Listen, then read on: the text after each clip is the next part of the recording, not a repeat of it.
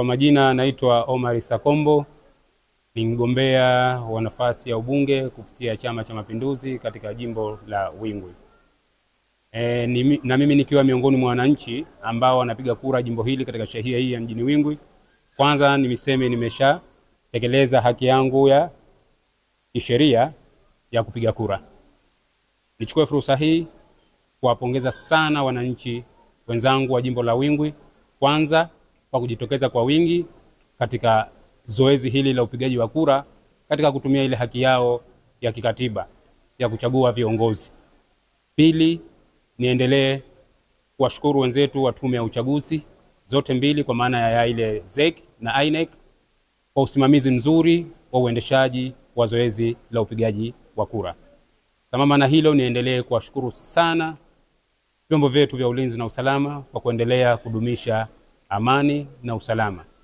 Vile vile niwapongeza sana wananchi wenzangu kwa kuendelea kudumisha amani. Wananchi ni watulivu, wanaendelea kupiga kura katika hali ya utulivu na salama.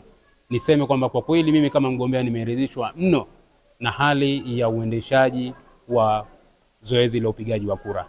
Zoezi linaendelea kuenda salama, wananchi wanajitokeza, wanapiga kura zao, wanacheka, wanafurahi.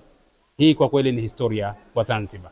Niwapongeze sana viongozi wangu wakuu, Daktari Samia Suluhu Hassan, Dr. Hussein Ali Mwinyi, pamoja na viongozi wengine wasaidizi wao kwa kuendelea kulisimamia zoezi la uchaguzi katika hali ya utulivu, amani na usalama. Niwashukuru sana, niendelee kuwaomba wananchi tuendelee kuwa watulivu, tuendelee kupiga kura katika hali ya utulivu na usalama. Asante.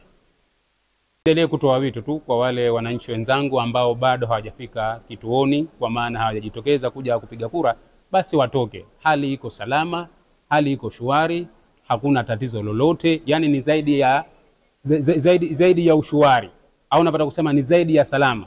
Hali iko salama sana. Kwa hiyo niwaombe wananchi wajitokeze, waje watumie haki yao ya kikatiba bila hofu, bila woga, bila tatizo lolote. Karibuni sana wananchi wenzangu, mje mpige kura. Hii ni fursa. Ndani ya miaka 5 fursa hii inapatikana siku moja. Na kwa hapa tunaeka mustakabali wa nchi yetu. Kwa hiyo wananchi mjitokeze kuja kuchagua viongozi wenu ili muweke mustakabali wa nchi yenu, wa maendeleo yenu, wa maisha yenu katika kipindi cha miaka 5 inayokuja. Asante.